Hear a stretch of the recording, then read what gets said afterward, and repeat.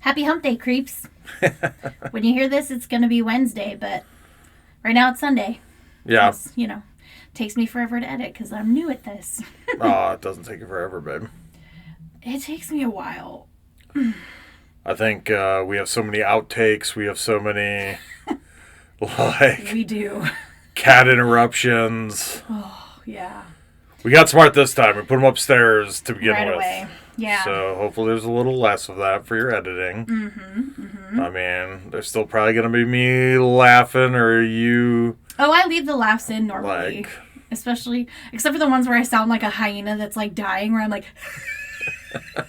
I always try to edit those out. Wheezy hyena. Wheezy McGee over here. Yeah. What about that one where we were laughing for like a solid minute, or I was? That went into the bloopers. That's the bloopers. Yeah, the extra section. Okay, yeah. So how's your day going? Oh, it's going all right. Yeah. Yeah. It's been a day. Yeah. Between the Sunday scaries and having to wash a dingleberry off our cat's ass this morning, it's been a Sunday. Let me tell you. Yeah. Yep. But I mean, the cat did not like the bath she got. Let's put it that way. No, she did not. She didn't like being dried off. I didn't like giving it to her either. The bath. Yeah. I didn't like giving her the bath because... Hearing about to let her drag poop all over the house. Yeah. Yeah. Poop got on my hand. I didn't throw up. I'm pretty proud of myself. Hey, that's pretty good. That's pretty good. I did not. It's making me feel a little gaggy just talking about it. Okay. But we'll move on. But we're only like 2 weeks and a day from Halloween. Oh, yeah. So I am living. That felt very Midwestern. Oh, yeah. Oh, yeah. You betcha. Oh, yeah. Halloween is here. I mean, Did I tell you the joke about Oli and Sven?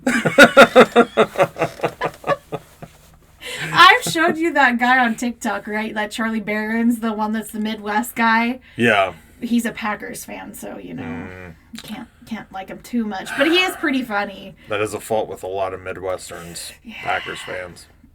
Yeah. But he's pretty funny. He's the one that's like always talks about bringing like meats to like parties and stuff, and he's like, yeah, I got these at the meat auction last week. This is like some elk and some bison and all kinds of stuff. He's pretty funny. That could be like your hometown. That actually could, like, yeah. I mean, I don't think people do meat auctions, but they probably trade meat. Yeah. Hey-o!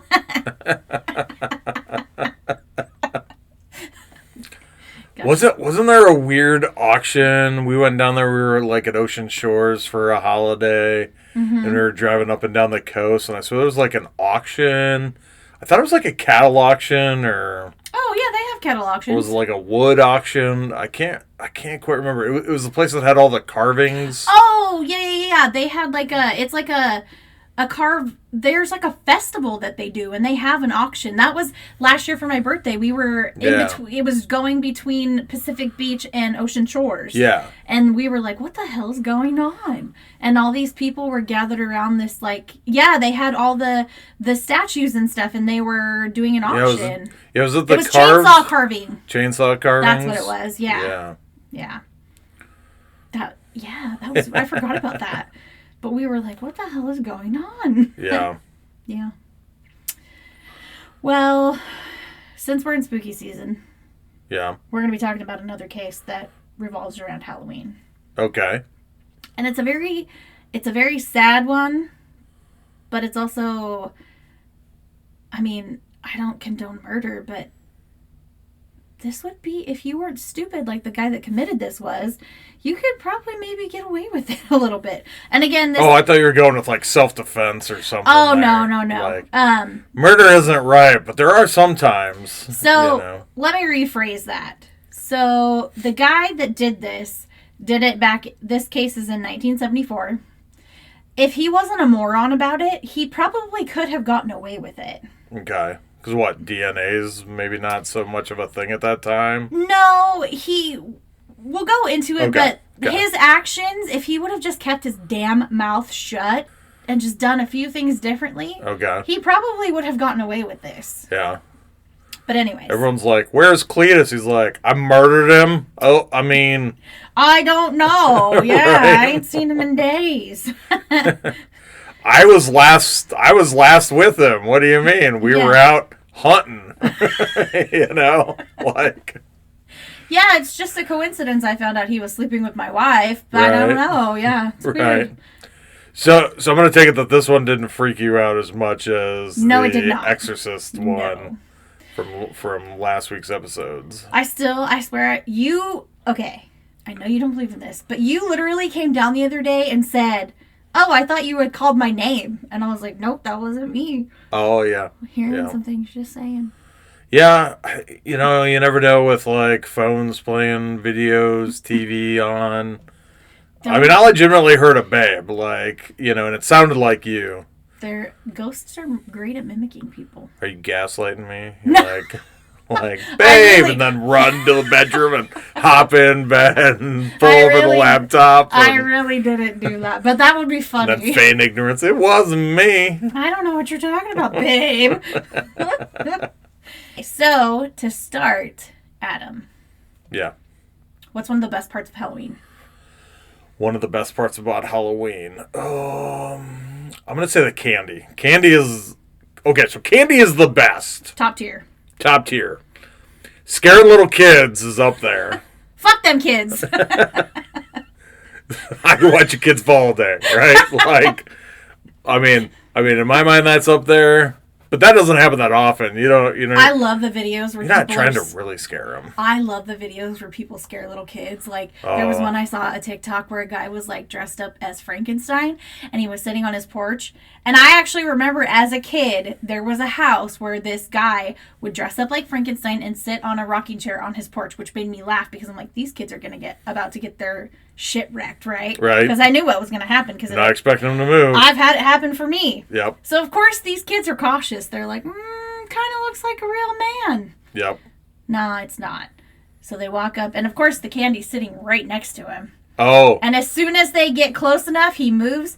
These kids haul ass screaming off the porch. And it's the funniest thing. And I'm sure I did the exact same thing as a kid. Yep. Yeah. Yeah, the few times when I was trick-or-treating as a kid, and somebody was like on the porch actually trying to scare us, yes, freaked us out. We probably ran. Yeah.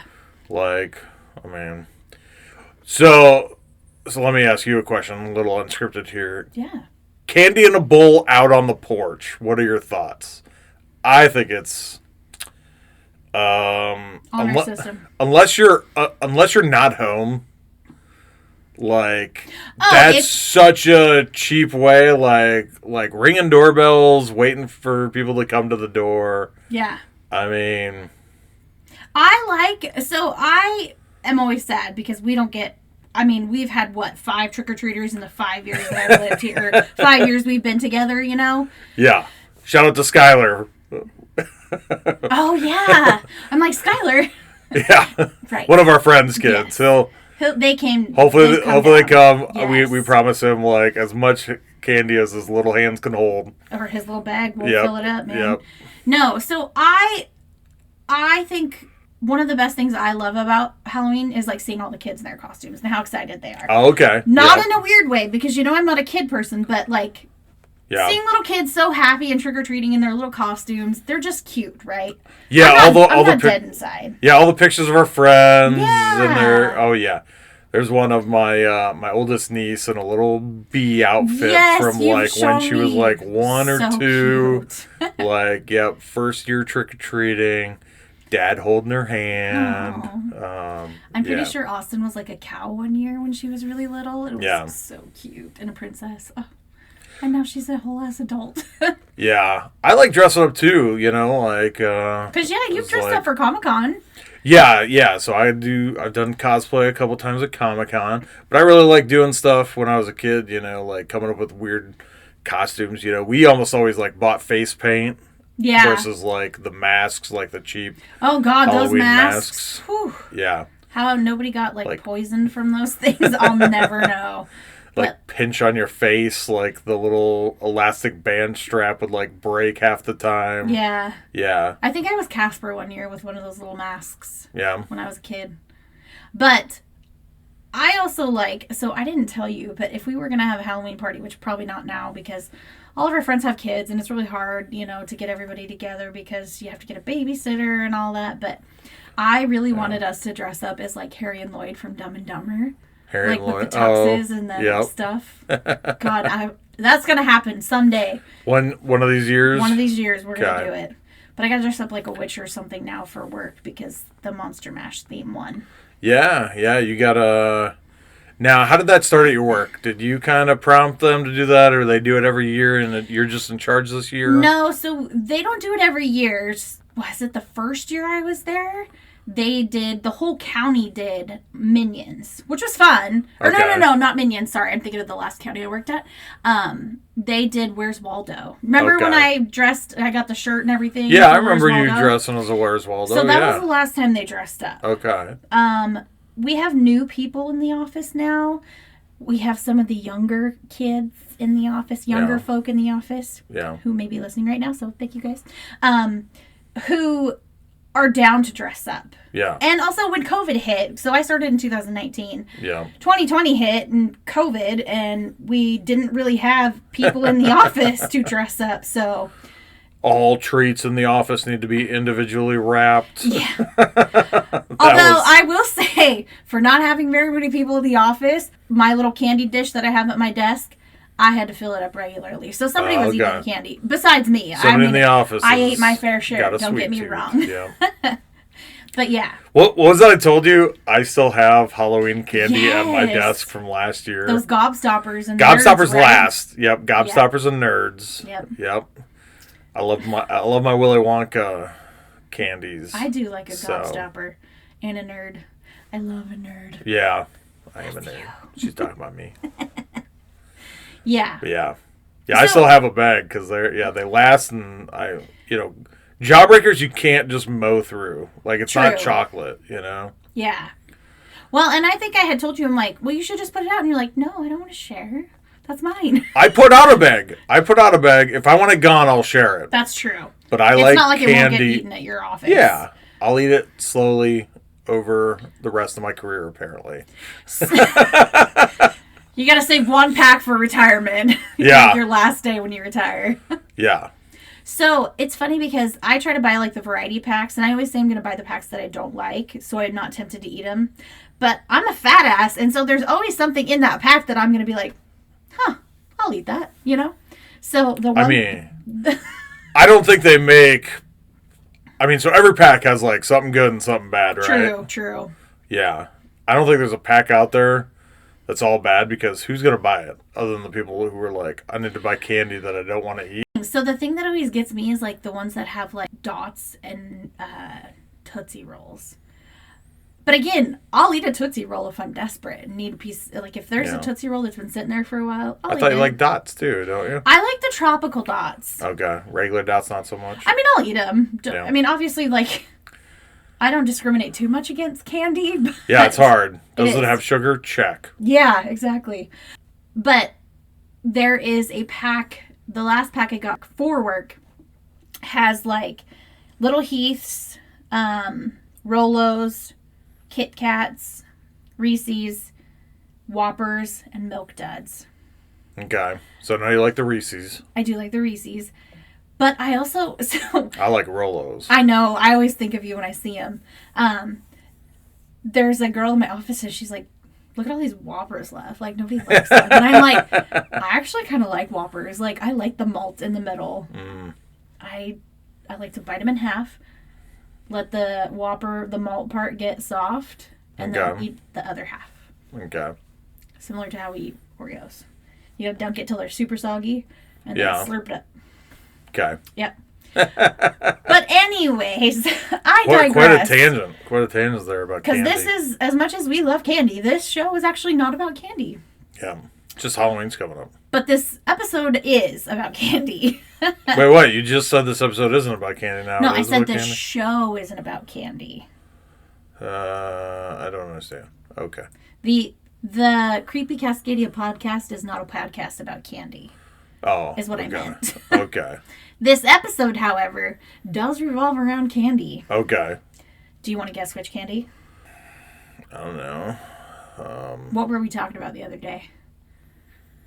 What are you talking about? Like, the gummies and the latest trend on, like, people putting razor blades and stuff? Is that what you're talking about? Similar, yeah. That kind of ties into this episode. But we were talking about pixie sticks. Yes. Yeah. You told me there's a story about some pixie sticks. Is that what we're going to discuss? This is that story. Oh, okay. Mm-hmm. Okay. So, I totally agree with you. One of the best parts of Halloween is candy. As a kid, the idea of getting, like, a giant bucket full of candy for free was, like, the tits, okay? Yeah. That, and I always love spooky stuff. So, all the best shows are on TV. All the best TV shows have the best episodes, movies. All that stuff is prime time. Okay. Chef's kiss. Yeah. But candy's a major factor in making it one of the best holidays ever. Yeah. In my opinion.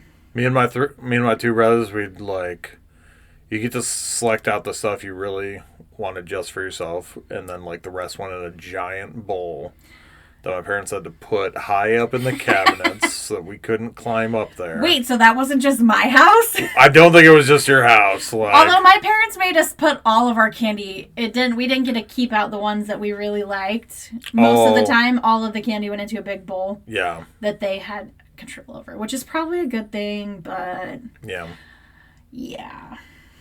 But candy is a major factor in making Halloween the best holiday ever, in my opinion.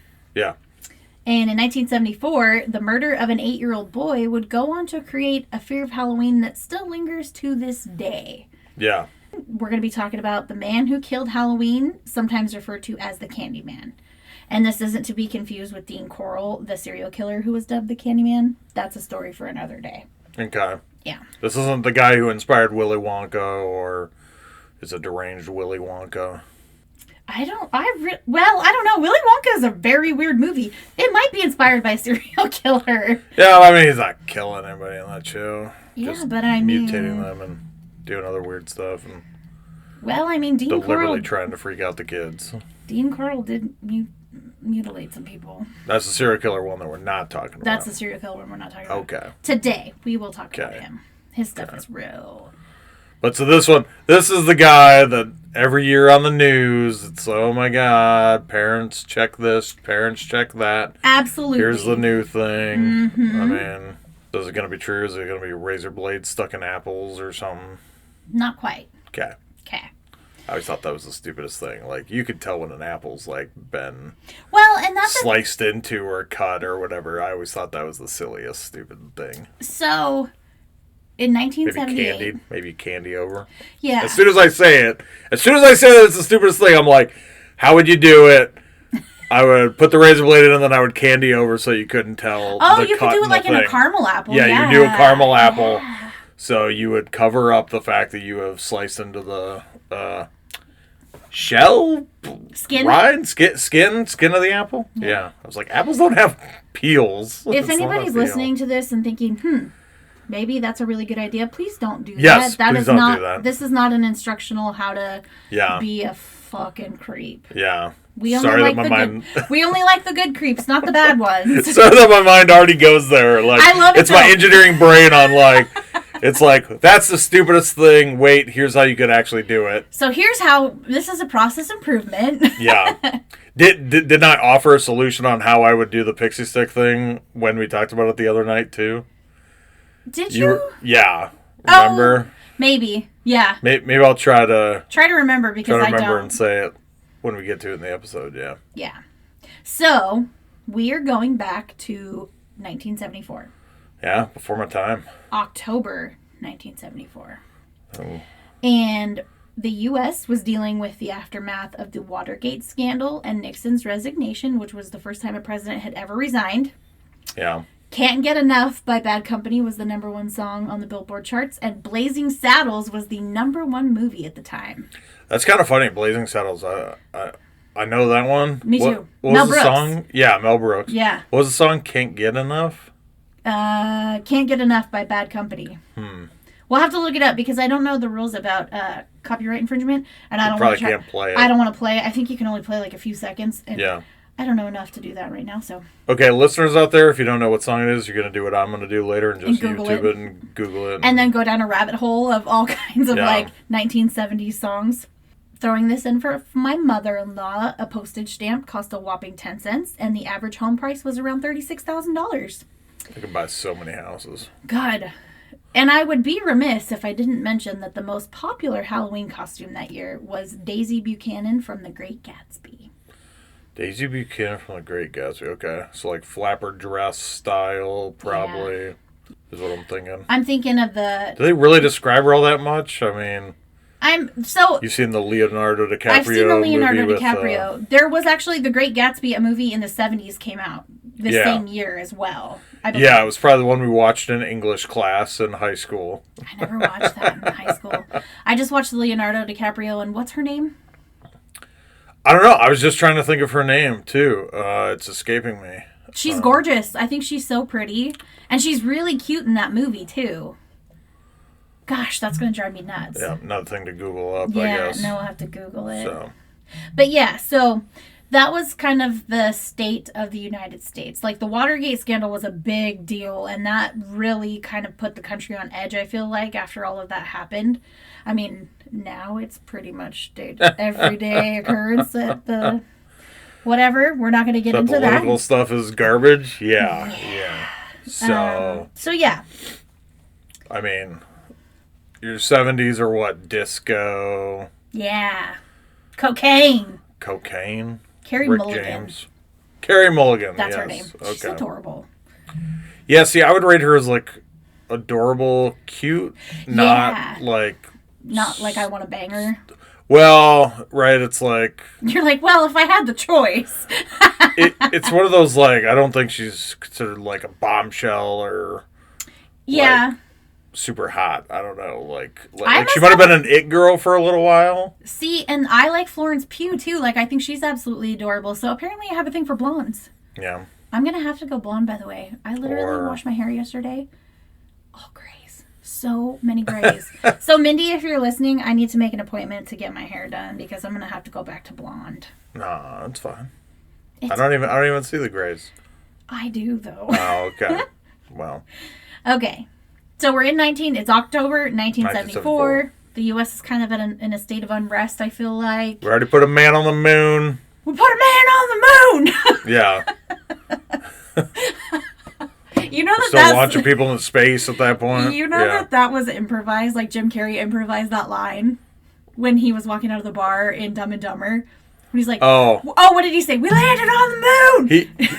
He sees the newspaper clipping on the wall. Yes, and he says that. That was improvised. That was not part of the script. I mean... And that's one of the most memorable parts of that movie, I feel like. There's so many memorable parts of that movie. What if he shot you in the face, Lloyd? That's... Yeah, what if he shot me in the face? Yeah, that's that was a risk we were willing to take. Yep. Yeah. There's Dumb and Dumber has so many. Yes, it's classic. So many. Such a classic. Going back to that, do you want to be in the... orange outfit or is the other one light blue, I think? Light blue. I want to be orange. Orange? Yeah. Okay. Although I do kind of worry I'll look like a pumpkin, but that's okay. Yeah. But anyways, so back to the story that we're going to be talking about. Yeah, back to the case. October 1974, we are in Deer Park, Texas. Now, fun fact about Deer Park, it's actually referred to as the birthplace of Texas.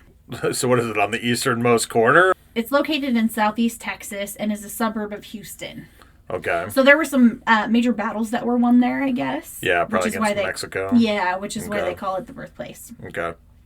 I'm so bad with my geography of any major cities other than the ones I frequently visit. Look, I can't even get directions right when you're telling me them, so I can't even get left and right half the time. Left and right, correct half the time. Yeah. There we go. There you go. You got to say correct. I couldn't even get that right. Couldn't get that correct. Correct. So in the 70s, this town had a population of about 21,000. So it's a pretty decent sized town. Yeah. It was Halloween night and the O'Brien family was going about their business, getting ready for trick-or-treating. The weather that night was rainy, perhaps foreshadowing of the heavy cloud of gloom that was about to rain on this family. The O'Briens consisted of Dad Ronald, Mom Deneen, I think is how you say it. It's spelled like Daneen, but we're going to go with Duneen. Okay. It's not Day 9. No, it's That's a streamer, by the way. Huh? Gamer. Day 9 or something like that. I was thinking of Tech 9. Yeah, the rapper. Yeah. Yeah. You know it was a rapper. I'm so proud of you. Yeah. They sing that song like, get fucked up, get fucked up. I just remember that. 8-year-old Timothy and 5-year-old Elizabeth. They were your typical family. Ronald worked for Texas State Optical as an optician. And I wasn't able to find out any info on Deneen being employed, but in the 1970s, there's a good chance she might have just been a stay-at-home mom. Yeah. Right? Yeah. Very likely. Ronald was also a deacon at their church, and I saw some places state that he was actually part of the church choir and helped drive bus as part of the program for the church. So I'm assuming like he would go pick people up, bring them back, similar to like like on carpool Sundays. or van pool or whatever. Something like that. So on this rainy evening, the O'Briens were actually over at their neighbor's house for dinner, which was the Bates family.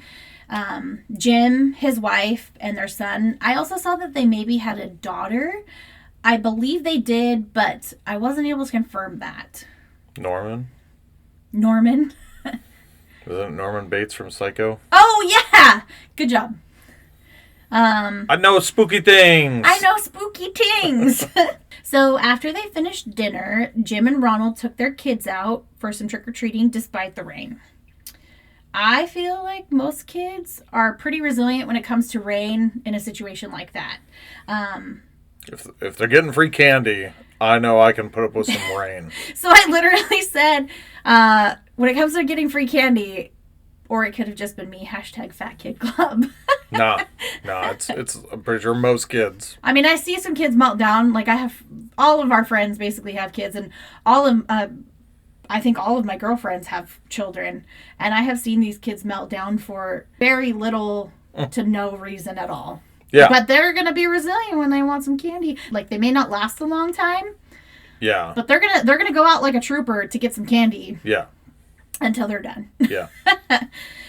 So I know as a kid, like, it could be monsooning outside, and I would have no qualms about running around getting soaked just for a chance to get some baby Butterfingers. Oh. Butterfingers. And I know you have a great story about Butterfingers. Well, yeah. Yeah. So what was it? It was Halloween. And you were so nonchalant when you told me that. Well, yeah. So that was the story. I was going to start with that part of the story. Mm-hmm. So, like, Sammy bought a mixed bag of candy for Halloween. Mm-hmm. Was it last year or 2 years ago? It was last year. Like, I literally learned this about you in the last year. Yeah. Like, already been married. Yep. For a little bit now. Yep. Whole time dating. Never came up. But so she buys Halloween candy. Can I say my portion of it? Sure. So I'm literally sitting there like, hey, you're not eating the Butterfingers. Do you not like them?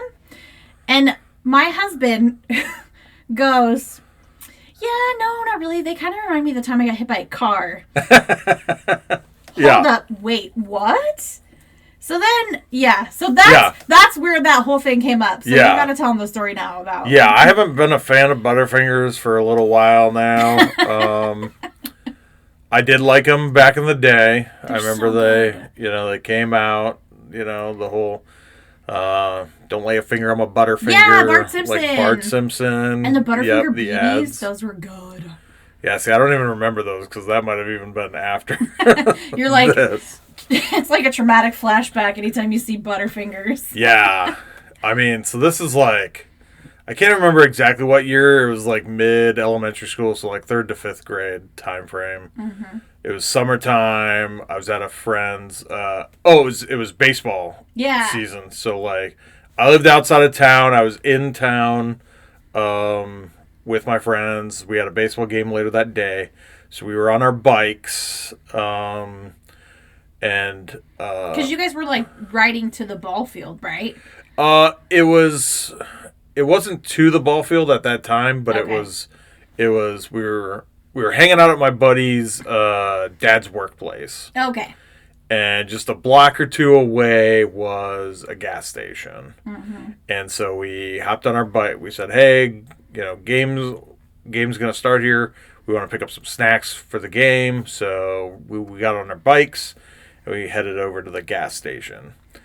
And we were riding through the alley or something. I don't know. Like we got to a major intersection to get to the gas station. And for whatever reason, we're like kids, we look left, we look right. There's nobody coming. But you guys had already, this happened after the gas station, right? Because you guys already had your snacks. Yeah, that's right. Okay. Yes, I am mixing this up. Sorry. So we very went vivid in my mind. Yeah. For reasons you're about to find out, have trouble remembering the detail. So. Oh, shit. So we go in, we get the snacks. It's like we buy a 20-ounce Coke or whatever they were selling at the time. Some candy bars. I got a Butterfinger. Candy bars. We're riding back. So we got on our bikes and we started crossing the road. And I'm trying to balance you tried to ride bike while also holding a bunch of crap stuff you just bought. Yeah. And there were some kids, I think they were older kids or something that we knew, I don't know, they were a little mean. Bullies. Yeah, little bullies, to be honest. So there was a trailer park next to, right behind the gas station. Mm-hmm. So, 1 block removed from the main road was, a trailer park. I mean, so, in small town South Dakota, trailer parks definitely, pretty much as poor a housing as you can get. It's probably like that a lot of places, too. Yeah. So these kids are probably, compensating, right? Yeah, probably, right? I mean, they're older than us, so they were yelling at us or whatever, Mm-hmm. They're hanging out behind a gas station, middle of an afternoon, right? Yeah. So we're so we start crossing the street. The intersection's clear. We start crossing the street, and they start yelling at us, and I have a smart mouth, so I turn to yell back. Now that I'm a safe distance. This is brand new information. Yeah. Everybody who knows me is yep. You can probably picture clearly young elementary school Adam on his bike being yelled at by some older kids. Once he is a safe distance away, turns around and starts smack talking back, right? You never catch me. pretty much. Something to that effect. Who knows, right? Yep. And then so I turn, I yell, and then they yell watch out. And I'm what? And then I hear a noise to my I'm turned to my left. I hear a noise to my right. I turn. All I see is the emblem Ford or Chevy, one of the two, right? We'll give you a pass if you don't remember. It's the grill of a truck with the emblem of the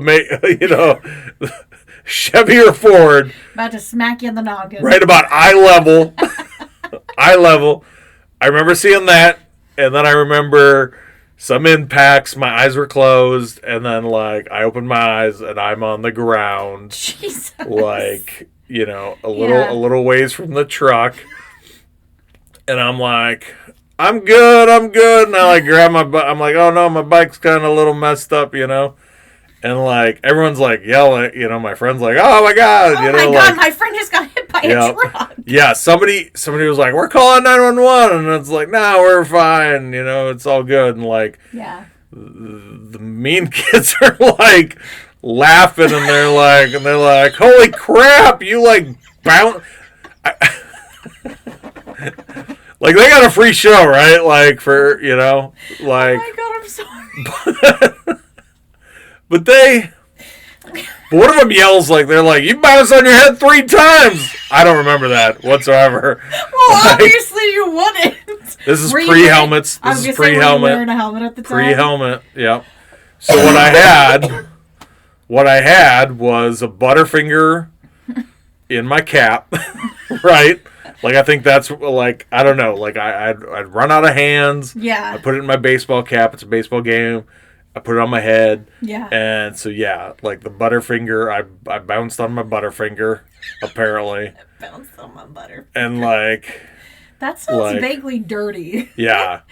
So then I I'm on the side of the grass next to the road, and I'm like, my Butterfinger's mashed. Like, that's the only thing I'm worried about. The only thing I'm worried about is that my candy bar that I just spent good money on is, like, mashed to heck. And if you know how Butterfinger is, it's just... It crumbles. It crumbles very easily. Very easily. Like, you need to eat that thing. I mean, bouncing off pavement 3 times is pretty much going to turn it into butter dust. Yeah. Yeah. So it was like... It was not good. Like, and then it was... trying to remember. I think I was supposed to pitch that day. Oh. And so, like, we went to the game, and, like, my friend's dad was like, Adam was in, like, a car accident. And they're like, he says he's fine. But, you know. And I'm like, put me in, coach, I want to play. And they're like, we're going to have you sit for a bit. Like, because I don't, you know, concussions are real. That is true. And especially if you, like, were not wearing a helmet and you did bounce off the pavement. Yeah. Like, I have a cousin that she got into a bike or she's like a second cousin. She got into a bike accident when she was a kid, and she has no memory before that bike accident. Yeah. From what I remember. Oh, from like completely before? Yeah. Oh, wow. From what I remember hearing that, but my family told me a lot of things that aren't true. So okay. That could have just been a way to scare us into wearing our helmets. I mean, that's true. But she did get into a very serious bike accident. Yeah. She wasn't wearing her helmet. I feel like I've had worse bike accidents than this, although realistically, this is probably... Well, like, I've been going fast and, like, biffed it and, like, lost control and, like, skidded along pavement and got, like, that road rash that's so terrible. Yeah. Like, I didn't have any of that on this. So, like, in my mind, I was fine. Like, I was like, it's all good. I got a little bumps and bruises, you know, like, no broken bones. By this time, I had already broken an arm, so I kind of knew what that felt like, right? Yeah. So, yeah, it's like... But his nonchalance towards it. Oh, yeah, I don't really like Butterfingers. It kind of reminds me of when I got hit by a car. Yeah, it was a story I'd never told my wife. I'd never told my wife I'd been hit by a car. You know? And I was shocked. Topic never came up until... And then I literally told everybody for, like, weeks after, this fool tells me, like, nonchalantly... How many of my friends said they had never heard the story too? Quite a few. Quite a bit. Like, yeah, I don't. It's not a story. I have so many other better stories. I remember it was like over Zoom. I feel like when we were doing like Zoom stuff, like peak COVID. I feel like it was people were like, "Wait, what?" We probably had holiday hot chocolate party over Zoom. Oh yeah. And it's like, and you were probably so excited to tell the Adam hit by a car. Anybody that would listen. Butterfinger story. So. Butterfinger bounce. He did the Butterfinger bounce. That's turns out it's a 1987 hit. The Butterfinger 1989 bounce. Maybe. Yeah. Yeah. Okay. So back to the just case. For anybody. Butterfingers are not my jam. Nope. Yeah. They're actually pretty low on my candy pyramid. Yeah. You like the Milky Way Snickers. You've been digging the baby Ruths. Caramel. Yeah. Right? So that's what I tell people is like, you give me a candy bar with caramel. That's towards the top. And then I like the fruity candies. So, yeah, we're talking Snickers, Twix, Rolos. Twix, yes. Yes. Like. Yeah. And your mom makes really good Rolo cookies, too. She does make really good Rolo cookies. Yep. All right, so. All right, back to murdering. Back to murdering. So. Love our segues. I know. Love them. I had to bring it up, though. I mean, if we're talking about candy. And also, we have Butterfingers in the house right now for Halloween. Yeah. And it seems like you're not eating them. Halloween. Because you know I'm not really, like, I'll touch them when they're the last thing. I'm trying to be good and not eat a bunch. I'm trying to, like, limit myself to maybe, like, one every couple days. Yeah. Because, you know. Gotta watch my girly figure to keep my mans. Oh, so I watch your girly figure. I know you do. Yeah. So anyways, so back to this case. Everyone was a little worried it was going to go real sideways. Real sideways there for a second. Kind of like you getting hit by a car. Yeah. So back to our case. These two dads are taking the kids around from house to house. Now, I saw most places said that they were actually limiting, like they didn't go very far because it was rainy. Yeah. You know, their kids are fairly young. They're going to get tired and fussy early. Yeah. So they're probably like 1 block, 2 block radius max. I was just going to say they did 2 streets in their neighborhood is what I saw. I'm imagining the kids are just like in raincoats and dads like, and if they're anything like me, I would be super pissed that I had to wear a jacket to like cover up my costume. That was the ultimate faux pas. Yeah. That's the thing in South Dakota. When it snowed, you now had to wear your winter coat over your outfit, and now nobody can see your costume. You can't. Nobody gets it. Yeah. Yep. So these two families are out hustling for that candy, trying to hit up as many houses as possible before the dads make them call it quits. Because Brandon, these kids know they're on a tight timeline. Like, they only have so much time to hit up as many houses before their parents are going to be like, all right, it's too rainy, we're done. We're going to go back home. Yeah. Too dark. The dad's got enough for their candy tax. Exactly. Pay that candy tax. So the kids were going from house to house pretty quickly. Ronald was kind of trailing behind the kids, but they went up to a house, and, as you do from time to time, you get to a house that has no answer. Okay. But Ronald actually caught up to them after one of these houses, and he had these 5 giant pixie sticks. And those are like the big ones, right? Like the big fat plastic tubes that were like almost 2 feet long. Do you remember those? Yeah, those were like the penultimate. Like the normal pixie sticks were like the little like the paper size wrappers. of a straw, paper wrappers. Yeah. I think I actually have some of those in my candy. One quick snort. Snort. Yeah. Might get so high. Yep. Yeah. Anybody who's ever snorted pixie sticks knows that that's a bad idea. Have you done that?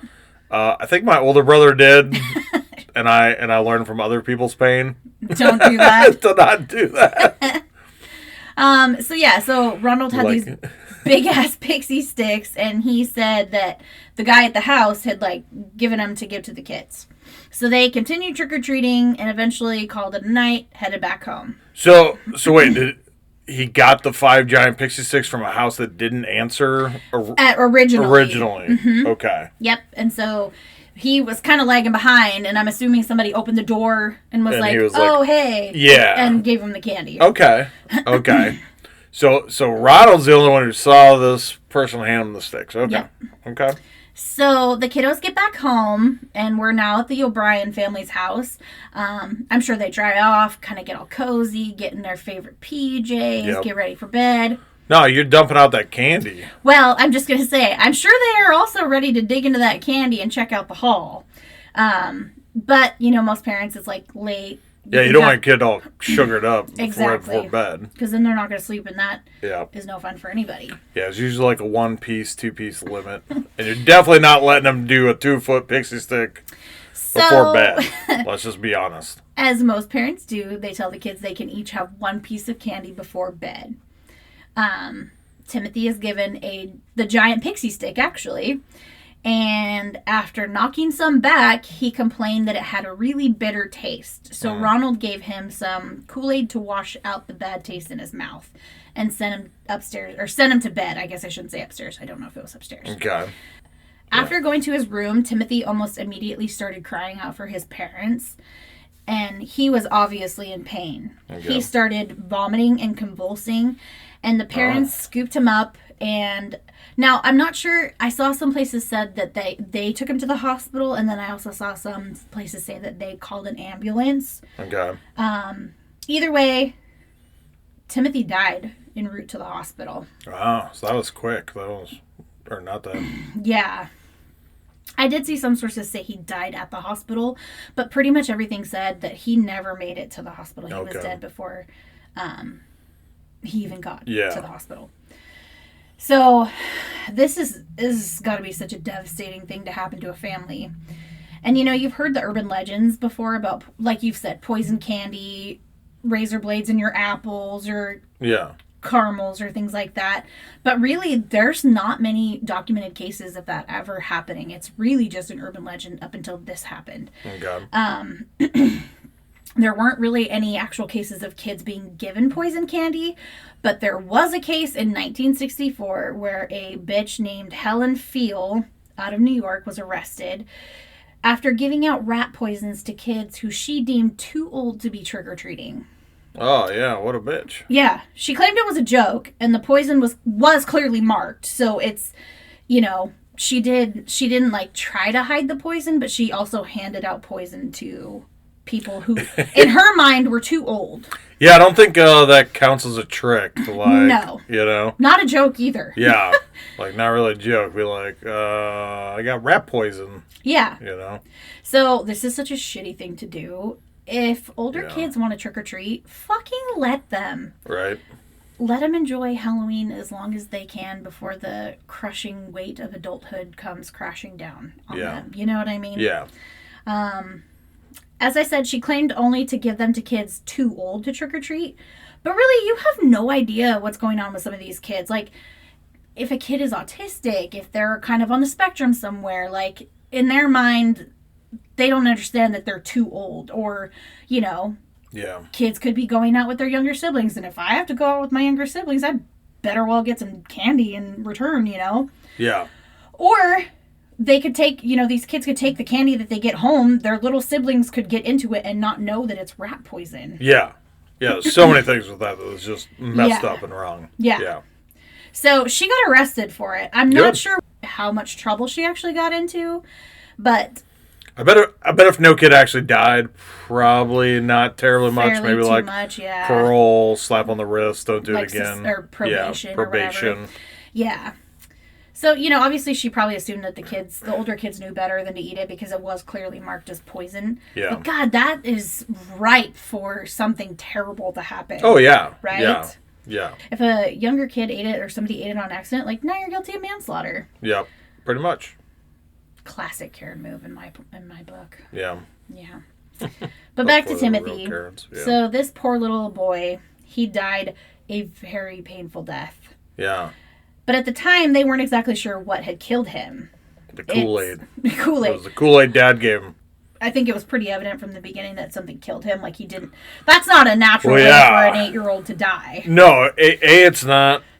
Now, only eating one piece of candy, and it's a very obvious piece of candy as to which one it is. So... Not looking good for the scumbag who did this. No. You know, like we said, this poor kid had extremely excruciating pain in the last few moments of his life. Yeah. Now, that's quick, too. It is quick. So, because it wasn't, this isn't a natural death for an 8-year-old to go into convulsions like that. Like, obviously, there's something off with this whole thing. So, they take him in for an autopsy. He was sent to the morgue after they pronounced him dead. And while performing the autopsy, the medical examiner detected the scent of almonds, which is a telltale sign for cyanide poisoning. Testing later... it was walnuts, I thought. Almonds, not walnuts. Okay. Testing later confirmed that Timothy had indeed been poisoned, with some sources saying he had ingested enough cyanide to kill several grown men. Wow. So that just goes back to... Cyanide is a terrible... People think it's peaceful. It is not. Even people that take, like, the cyanide capsules, they disintegrate, and it burns the lining of your stomach and your throat. So it's painful. Yeah, we all see, what is it? It's like the spy movies where the people crack a tooth and then die instantly, a little foaming at the mouth, and it's all over real quickly. Like... I mean, it looks terrible, but... It's quick, but it's not the... I mean, like, this little boy knew something was wrong and was like... Because he knew, he said it tasted bitter. Well, yeah, but I mean, later when he's, like, calling for his parents because he's in pain, too, like, if he ingested enough as a kid for, like, several grown men to die, like, in my mind, like, a cyanide capsule, like, in my mind, like I said, the spy movie fake tooth is, like, never going to be... It's so weird. It's like movies don't accurately represent the things that happen in real life. Right. How dare they? How dare they? Yeah. Like exorcisms that only take a few days. Yeah.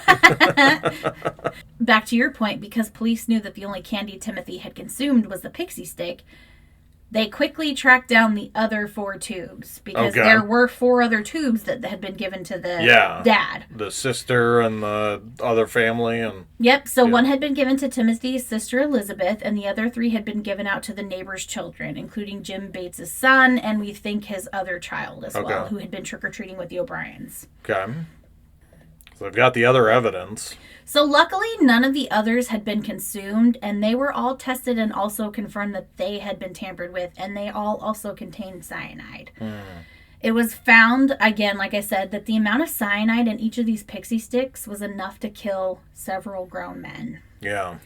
Which feels like overkill to me, right? Like someone really wanted to make sure that the job was going to get done. Yeah.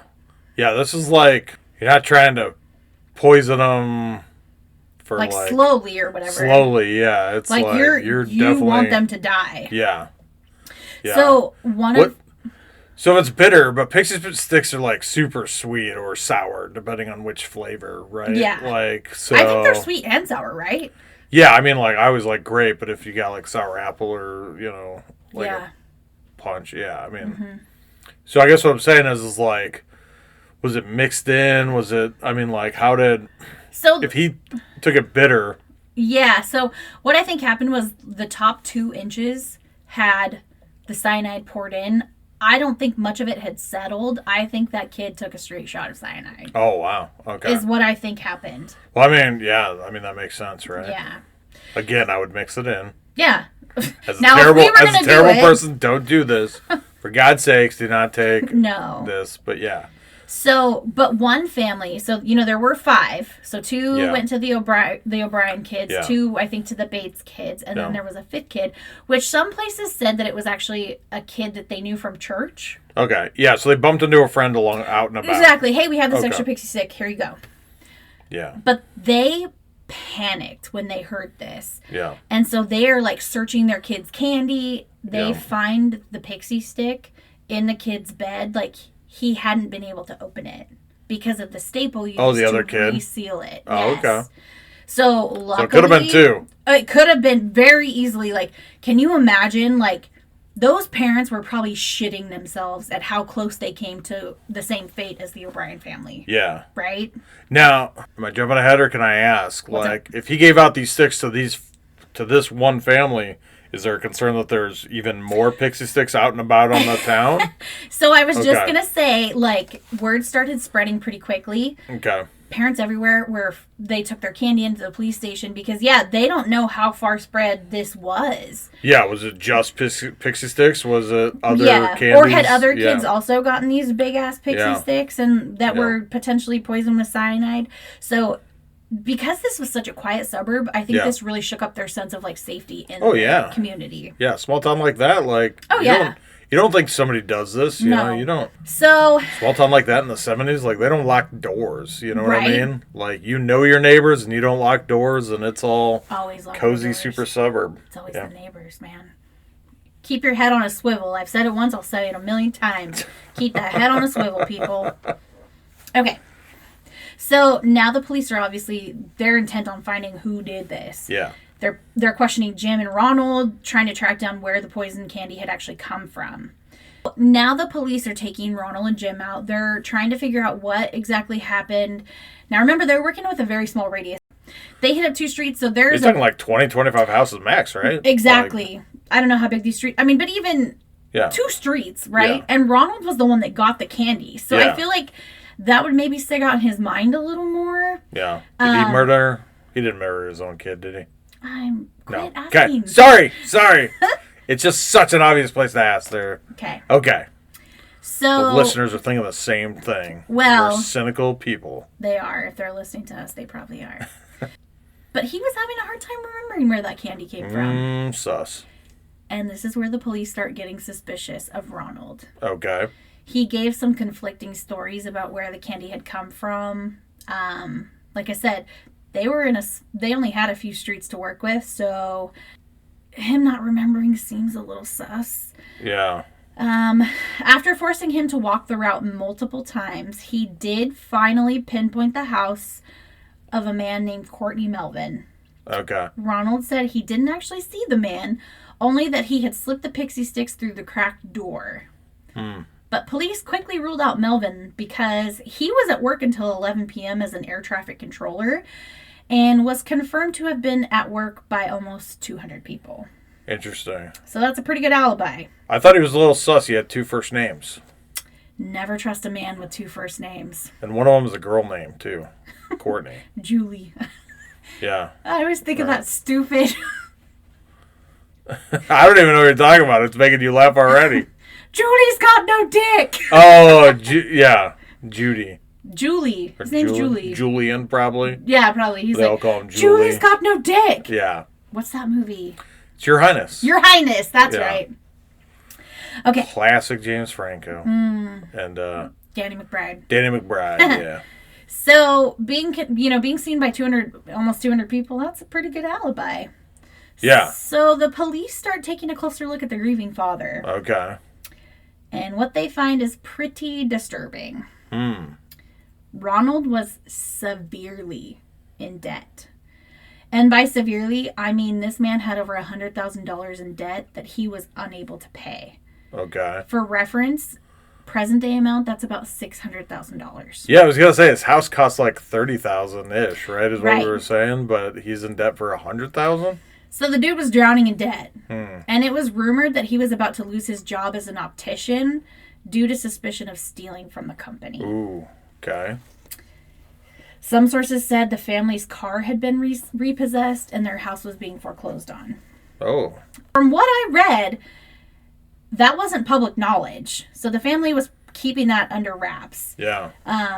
So the police also found that in the days and months before Timothy's death, Ronald had taken out multiple insurance policies, which Deneen claimed to have no knowledge of. She knew that each of the children had a $10,000 policy from like a bank or a bank club, I think it said.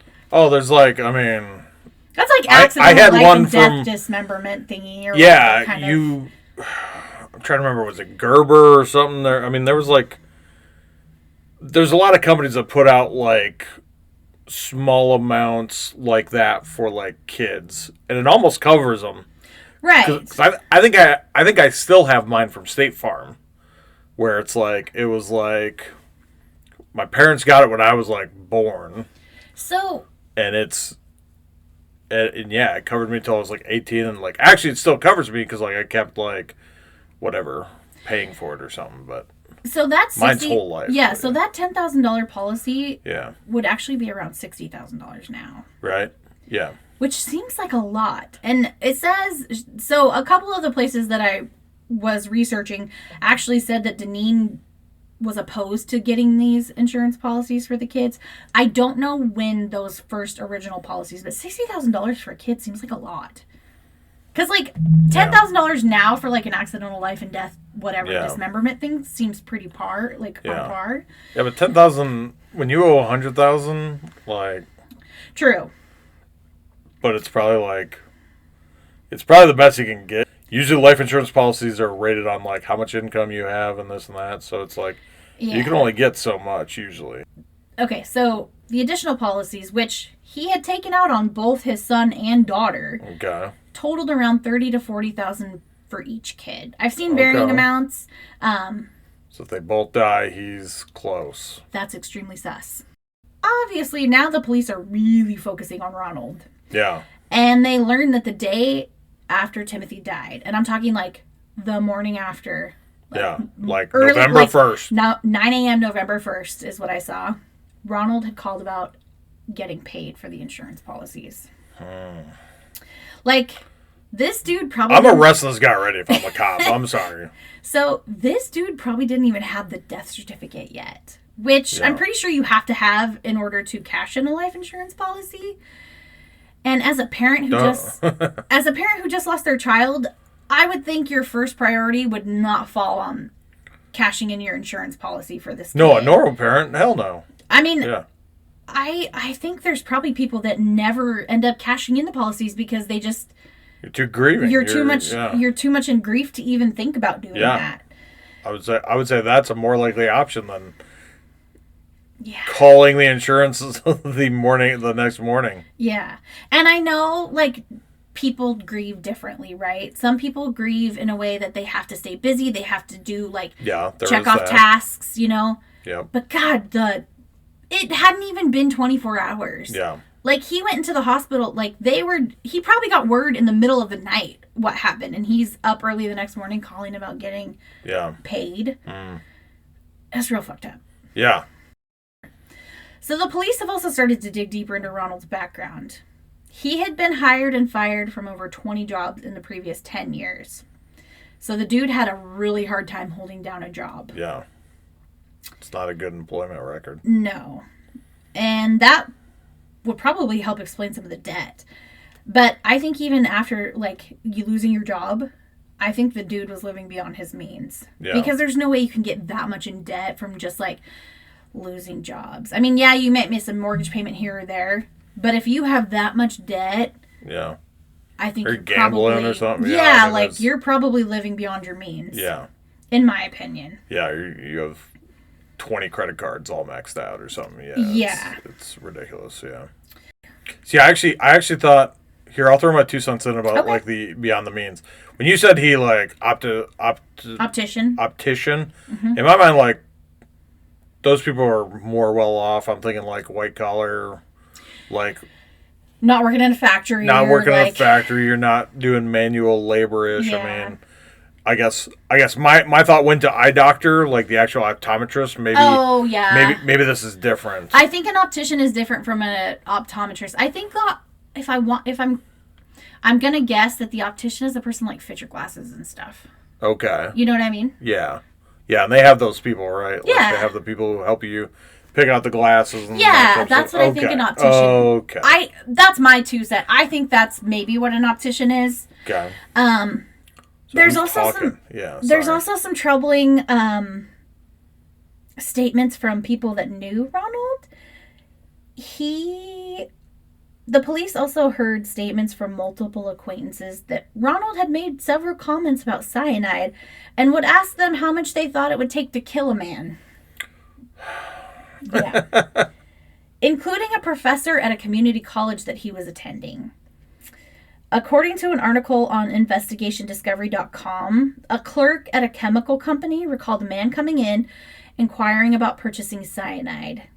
He didn't actually buy any because he had to buy it in bulk. And why waste your money, right? Yeah. If you only need a little bit. Yeah. He couldn't positively identify the man as being Ronald, but did remember that the man had been wearing clothing similar to either a blue or beige medical scrubs. Okay. Now, as an optician, that's something you would probably wear to work. Maybe. Mm-hmm. I also saw an article mention that Ronald had asked his job to purchase cyanide as a cleaning agent, which apparently used to be a thing, but it wasn't standard practice at the time. And he made the request again, but got kind of shut down, so he just moved on. Okay. Weird. Yeah. Now, son's poisoned by cyanide, and you're out trying to buy cyanide. People, you're asking about cyanide, you're making the weird comments, like... Yeah, I mean, this is why, right, like, some of these things with poison and stuff, it's like, how do you get it, you know, like it's easier to trace, like, you don't worry about motive, you worry about, like, who has access to these chemicals, you know, it's like making meth, right, it's like Breaking Bad. Yeah. Maybe, but in the later episodes, the problem is they need to get their hands on certain chemicals, so it's like, and they know that, like, the government, like, tracks you for those chemicals. Yeah, like, and so it's all about being able to, like, cheat chemicals and siphon the chemicals you need to make the meth. Yeah, because there was a time when, like, you couldn't buy Sudafed over the counter because it was used to make meth. Yeah. There's something in Sudafed. Yeah. Yeah. Yeah, or it used to be you could, and then when they realized you could make meth out of it, then they made it different. To where you could. Which makes me nervous because I've had to take Sudafed a lot because of my sinuses. Yeah. But anyways, so while all of this is extremely suspicious, it's relatively circumstantial. Like, they don't have any because so they don't have any solid evidence that points to Ronald. Yes, they have a lot of circumstantial evidence. Yeah, you put that in front of a jury and it looks bad. It's done. But it could all be contributed to hearsay as well. Objection, hearsay. Yeah. But with all the circumstantial evidence, the police were actually granted a search warrant for Ronald and Deneen's home. Yeah. They found some plastic residue on a pair of scissors in the home, and the plastic was similar to the plastic tubing of the pixie sticks. And I also saw that a knife or pocket knife had been found that also had candy residue on it, similar to... Like what you would need to cut into. So the substance resembled the pixie stick sugar, but they ran a comparison test that was unable to confirm that they were indeed the same substance. So again, similar, not 100%. I'd still convict him. Because of this, they brought Ronald in for some questioning, obviously. They also administered a polygraph, which he failed. Although, yeah, polygraph. I mean, at this time, they might believe in polygraphs in the 70s. So I'm so glad you said that. Yeah. Although I've said it before, they are not super reliable, but in 1974, they were allowed as evidence in a court case. Okay. Fun fact, they actually became inadmissible in 1991. 91? Yeah, wow. I was pretty curious about it, so I looked it up. So with all the information they had gathered on Ronald, police arrested him on November 5th, 1974, which was only 5 days after Timothy's death. Yeah, the 5th of November. It's the Guy Fawkes Day, right? I don't know. I always remember that song by Big and Rich, the 8th of November. I don't know about that. Now here, I'm going to say something that's a bit controversial. And before I say any of this, I do believe Ronald was guilty. Okay. Okay. And while all the evidence points to Ronald, it feels very rushed, right? Like, they arrested this guy for murder 5 days after his son died. Okay. The only really solid piece of evidence that they had was the failed polygraph, and I know that is not super solid, right? Yeah. Now. And back then they weren't solid. It's just they accepted them more. Yeah. But I'm convicting him off of the circumstantial stuff, polygraph. But that's not what the justice system is about. That's why, like, there's a lot of... There's some what's the most likely... No. You know, I totally agree. I guess I agree there should be some hard evidence, but I mean, like... I guess what I'm trying to say is... Go ahead. Sorry. I'm interrupting you. Sorry, I don't know if I'm interrupting you. No, it's fine. But it's like, I mean... You know what the murder weapon is. Mm-hmm. It's the pixie sticks. Mm-hmm. Who had them? Mm-hmm. When is the first time you see them? Mm-hmm. The dad, right? Yep. It's... So... You already talked about the susness on, like, they walk around, you can't point at the house. Mm-hmm. The one he does finger has a solid alibi. Yep. Like, yeah, there's no guarantee. And then all the financial stuff, like, provides all the motive and... the reasonableness, for sure. You know, like, I mean, there's cases you don't need the murder weapon. Oh no, because there's enough evidence to point at someone. What I'm trying to get at is this was super quick, and a lot of the evidence that they used felt like hearsay or circumstantial. This was Texas in 1974. And he's lucky they didn't string him up, is what exactly. That statement says to me. Like, so, for example, the scissors and the knife found in the home I don't feel like that can directly be tied to Ronald.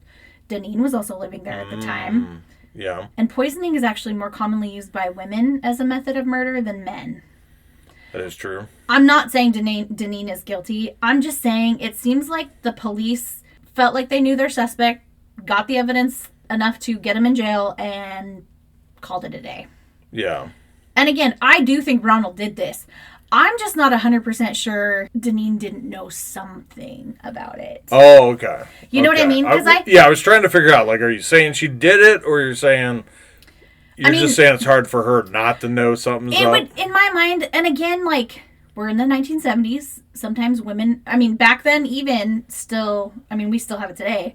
Women are, to be seen and not heard, and you don't really have a finger on the pulse of the finances in the home or what's going on. Oh, yeah. But if their house was being foreclosed on, if their car had been repossessed, she had to know they were in some type of trouble, right?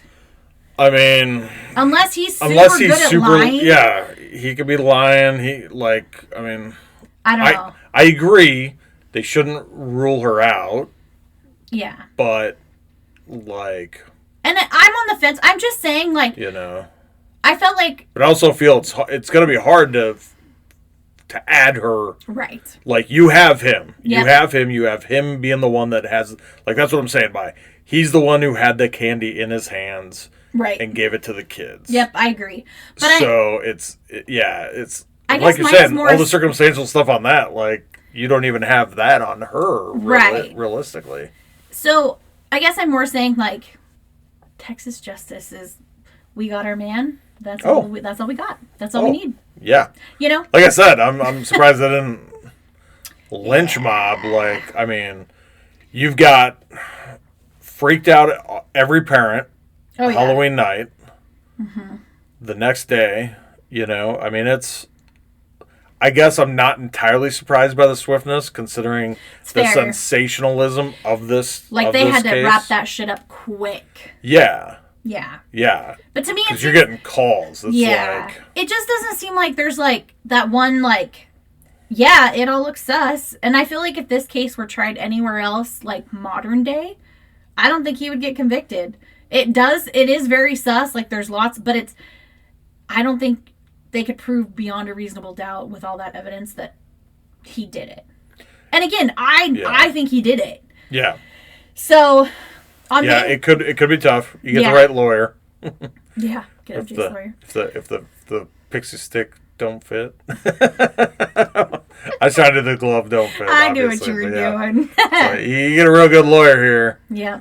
You convince somebody else. I don't know. See, this is a case where it's better to finger somebody. Like, had he been able to point at any other person that didn't have an alibi, he might have been solid. He could have been. He could have gotten off. Away. Yeah. So on May 5th, 1975, the trial of Ronald Clark O'Brien began, with him entering a not guilty plea. Okay. The testimonies were given that Ronald had attempted to purchase cyanide the summer before Timothy was killed. His brother-in-law and sister-in-law also testified that they heard him discussing a long vacation and other things Ronald was planning to do with the insurance money. Now, let me just say, this again could point to... Like, you're talking about insurance money that you're not going to get unless your kid dies? No. What I was going to say was, this is his brother-in-law and his sister-in-law. So I'm assuming these are related to Deneen. Yeah, this is the wife's family, is also what I would assume.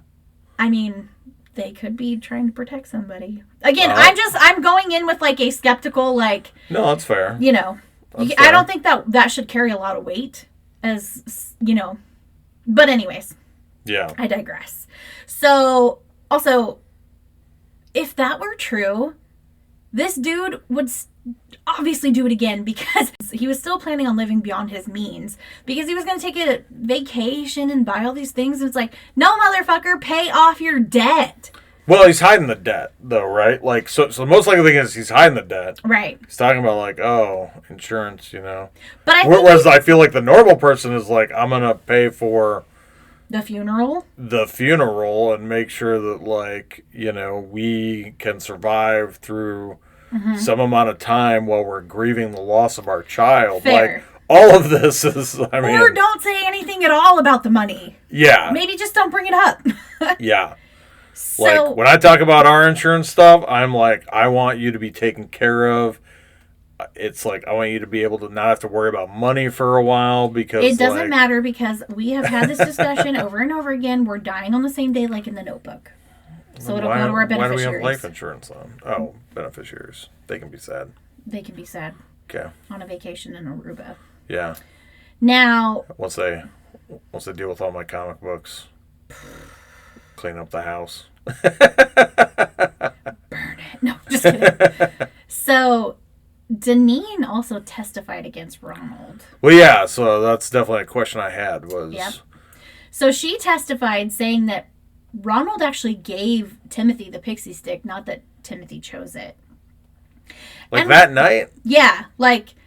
So you had said that a kid would not pick up a pixie stick. Which the parents shouldn't let him pick up a pixie stick. Yeah. But Deneen said that he told him that was a piece of candy he could have, basically. And remember, he also gave the poison pixie stick to his daughter. Yeah. So he was trying to collect on both insurance policies. Yeah. As far as I'm concerned. Or did he try to get her to do the pixie stick? I guess, like... I don't think there's some things there, like, if both kids definitely die, it's like... Yeah. I mean, like, the wife would almost have to protect him to be like... No, they chose that. You know what I mean? Like, there's so much suspect behavior. Yeah. Now, the interesting thing, right, is he eats a pixie stick. It's bitter. Mm-hmm. Dad gives him Kool-Aid to wash him down. That's exactly what I was thinking, was like, don't if you're spit poisoned, it out, you have to drink it. Yeah, if you're poisoned, you want to, like... You want to make sure that they ingest it. You should be throwing it up. Yeah, exactly. Like the normal poison protocol is, like, throw it up. Yep. For most things that aren't, like, harsh or corrosive, like you said, that would, like, burn or damage the esophagus. So, yeah, it's a, like...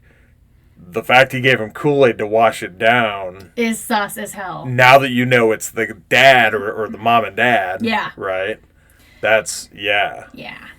So Ronald's defense relied heavily on the urban legend of somebody giving kids poison candy. Say that again? Ronald's defense relied heavily on the urban legend of somebody a random person giving kids poison candy. Okay. So they tried to finger the urban legend. They tried to use that like somebody gave this kid it wasn't candy. Ronald. Like, this happens. Yeah. But I don't think his defense team was very good because, again, like I said, there weren't really any documented cases of that actually happening. It was just an urban legend. Yeah. So on June 3rd, 1975, the trial wrapped up and the jurors were sent to deliberate. Less than an hour later, came back with a guilty verdict on capital murder and 4 attempted murders for the other Pixie Sticks that handed out. Hell yeah. Yeah, if there was cyanide in the other Pixie Sticks, for sure. Yep. I bet he did that to try to cover up. Throw it off. He's trying to cover up that it was them. No, I didn't poison my kids. Look, all these other kids got poison candy too. Well, yeah. Yeah. So less than 2 hours after that, he was sentenced to death. Oh, they did the sentencing right away. Didn't fuck around. Now that's the Texas swift justice right there. Texas. That's Texas for you. Less than 2 hours later, he was given the death penalty. Yeah. So after his arrest and trial, Deneen filed for divorce and always maintained that she knew nothing of her husband's plans. Although many appeals were filed and stays of execution were granted, he was executed via lethal injection in the early hours of March 31st, 1984. So. And as a closing, because we are in Halloween and spooky season. Yeah. As the cinematic masterpiece Scooby-Doo always proved, it's not monsters and goblins that are terrifying. It's people. Yeah. I just wanted to bring up Scooby-Doo.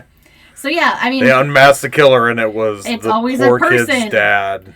Yeah, I mean, yeah, crazy. To be honest, I was not expecting that twist, but then about the middle, right? Like I was definitely. trying to bury the lead so you wouldn't figure it out. Yeah, but you're too damn smart. Yeah. So I also have to think about. See if you edited it in to make me dumb. No. So you also have to think, right? Like his little sister has to live with the fact that her dad was trying to kill her for insurance money. Yeah. That's an interesting aspect. Like, did the mom and the sister ever cash in, make, articles, books, I saw something movies that said Deneen never cashed the insurance policy because she felt it was blood money. I mean, fair. It's blood money. Hopefully she also didn't get settled with all of this guy's debt. Hopefully and she was able to start anew once she did get married again. Yeah, she did get married. I think it said like 4 or 5 years later she got married again. Yeah. I also saw a few places that said that her new husband adopted her daughter. Okay. I also did see that that's typical. I mean, if your dad's a murderer. I also saw, or if your dad's dead. That's also. Well, yeah. I guess I'm sorry. It's just if you marry a lady who has kids, more often than not, I think you're gonna adopt them.